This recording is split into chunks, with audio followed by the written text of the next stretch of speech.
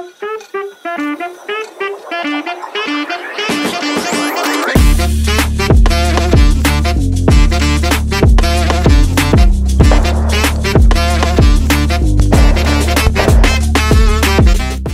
yun. Nakalapon silahan. Oo. Kasi ko sa loob ng aming bahay nakasusi naman. Oo. Tama, kita ko. Mga ini, paggugot ako nahulog. Sa malayo-layo na. Malapit lang. Ah, malapit lang. Siguro ko naman ka ko yung hapon. Makikita ko pa yun. Ano, i-disable ko na yung luma? Pwede yan. Pwede, i-off ko pa. Baka kasi magamit yung luma eh. Magamit sa motor nyo eh. Mananakaw ang motor nyo kapag ano. Mananakaw ang motor nyo pag magamit yon yung lumang remote.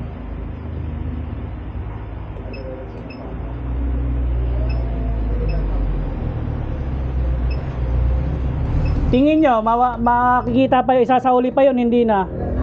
Isasauli pa yun, hindi na. Ibabalik pa yun ang makapulot, hindi na kaya. Ano, kasi pagka tinanggal ko yun dito, hindi na yan magagamit kahit makita yun. Tanggalin mo na po, baka may kasi magkakaroon lang. Kaya nga eh. Alakaw. Hindi, ang ano ko, baka isauli pa, hindi na magagamit yun. Ano ba sa uli yun? Galing ko na eh. Ah, okay. Kung sasauli yun, hindi. Ang problema yun, baka nasa bahay. Yun nga yung iniisip ko eh. Baka nasa bahay lang eh. Para sa bahay lang yun. Hindi mo na itatanggalin. Tanggalin na natin. Baka makikita Huwag na, tanggalin mo muna. Pero pwede rin siya pagkakuan. Pwede balik? Oh, pupunta. Dadalhin nyo yung motor dito. Kasi kailangan i-activate ulit yun eh. May bago na yun. Hindi, madali na. Ako magkabalik pagkano nakita. Ano, i-disable? Tatanggalin yung luma? Tanggalin mo na, baka malalango ko dito naman.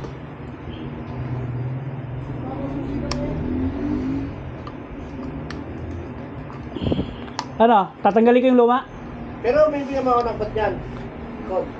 May kasama na ito yung bago eh, may code eh. Ito na yung gagamitin nyo eh.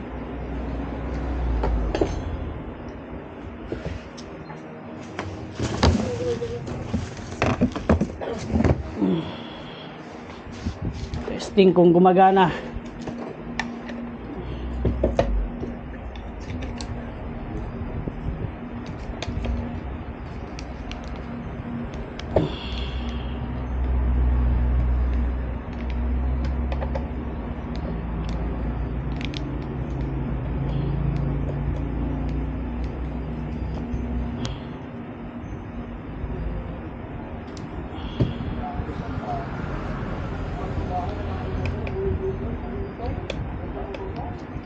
Yan boss, oh, kita nyo ha. Yan, umiilaw yung remote oh. Ano rin? Pipindutin mo yan? Hindi, ano, pinapakita ko lang na gumagana. Na ito kasi, hindi iilaw yan pag pinindot ko to. Sabihin, ano na, okay na sila. Ang gagawin doon, ikakabit na lang to, wala na ibang gagawin.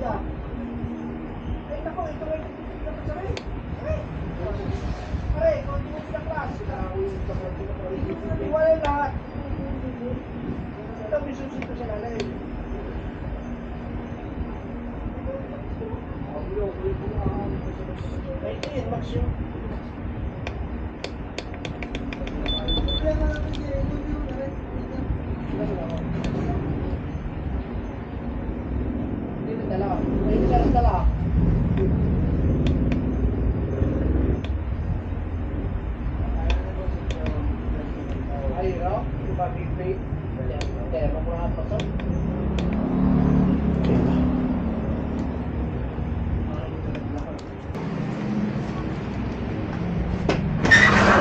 Pagka ano, wala nang gagawin doon, diretso salpak na to.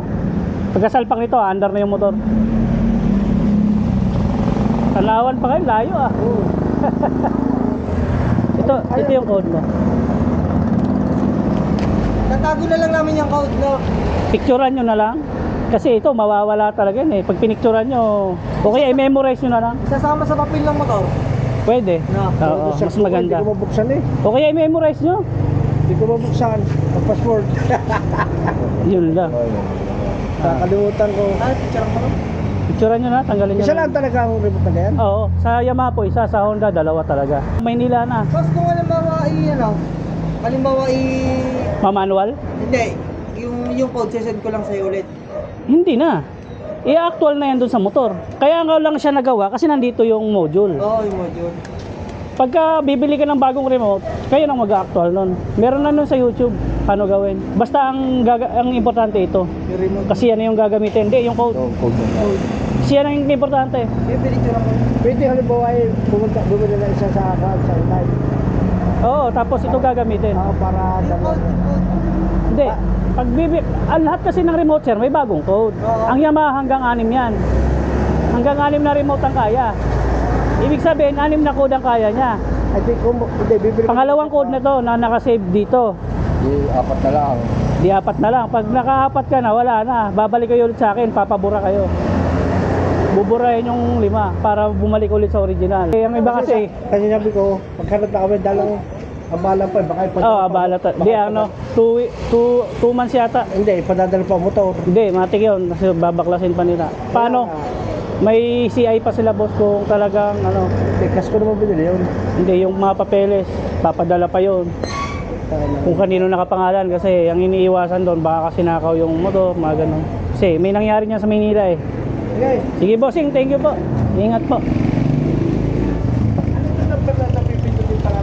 Hindi na po, pagkasalpak niya na-under na yung motor nyo. Wala na pong ibang gagawin.